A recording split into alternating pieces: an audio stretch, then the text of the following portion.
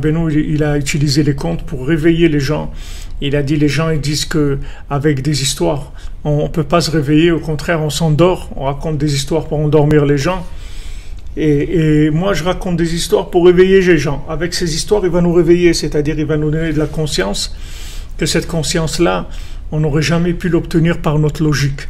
Parce que la logique qu'on a, elle est tellement déformée, elle est tellement folle, qu'elle ne pourrait jamais nous amener à la prise de conscience.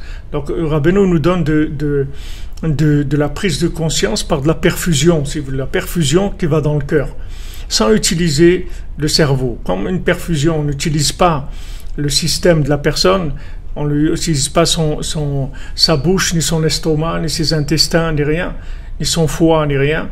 On lui met directement dans le sang la chose qu'on veut lui mettre.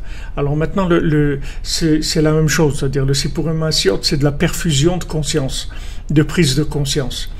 Alors je vous invite à les lire sans arrêt et à les relire. Vous voyez, je vous cite presque tous les cours, je vous cite les contes, parce que c'est la trame de toute la conscience divine qui peut être transmise à l'être humain. Elle vient avec les contes. Vous avez tout dans les contes. Vous avez absolument tout. Donc ce qu'il faut faire, c'est de la transfusion. De la transfusion directement dans le cœur. On va aller directement dans le cœur et on va injecter de la prise de conscience dans le cœur sans que la personne se rende compte qu'on est en train de lui transmettre de la conscience. Quand la personne a dit mais qu'est-ce que vous faites? Elle dit rien du tout, on raconte une histoire. Vous voyez pas, c'est une histoire, c'est tout. Il y a rien de spécial.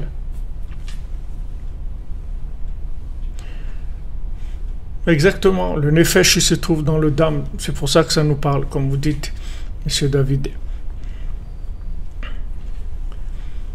Voilà, juste lire les contes, les lire, les relire et s'imprégner, s'imbiber de ça, mettre son cœur en ayant la foi que savoir que les plus grands secrets de la Torah ils se trouvent dans les contes, c'est les secrets les plus élevés, c'est plus élevé que la Kabbalah, c'est plus élevé que tout, c'est les plus grands secrets de la Torah, ils se trouvent dans les contes de Rabbi Nachman.